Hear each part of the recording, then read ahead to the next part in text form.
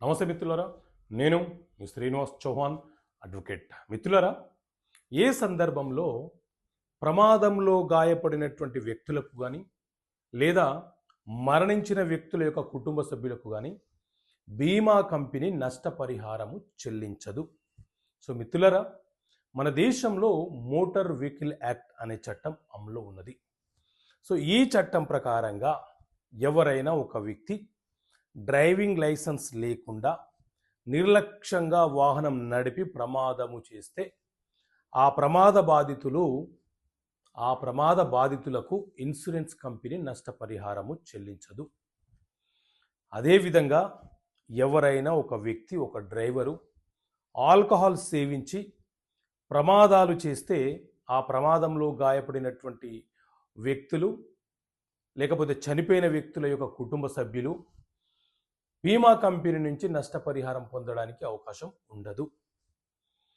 అదేవిధంగా మైనర్లు డ్రైవింగ్ చేసి ప్రమాదాలు చేస్తే బీమా కంపెనీ బాధితులకు నష్టపరిహారము చెల్లించదు.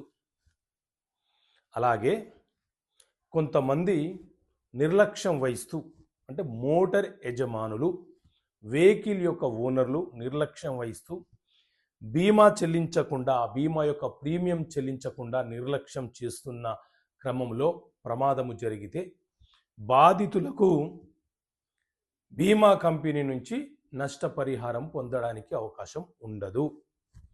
సో ఈ 4 సందర్భాలలో ప్రమాదంలో గాయపడిన వ్యక్తులు లేదా చనిపోయిన వ్యక్తుల యొక్క కుటుంబ సభ్యులు, ఆ వెహికల్ యొక్క ఓనర్ ఎవరైతే ఉన్నారో అతని మీద, అలాగే డ్రైవర్ ఎవరైతే ఉన్నారో అతని మీద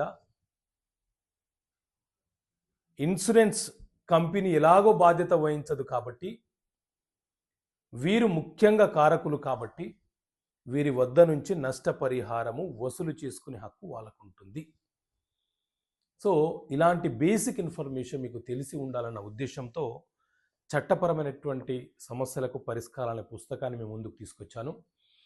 ఈ పుస్తకం మీకు అందుబాటులో ఉంది. పుస్తకం కావాలనుకునే వ్యక్తి ఇక్కడ కాల్ చేసి పుస్తకాన్ని పొందవచ్చు. ఓకే మిత్రులారా, థ్యాంక్ యూ. జై హింద్.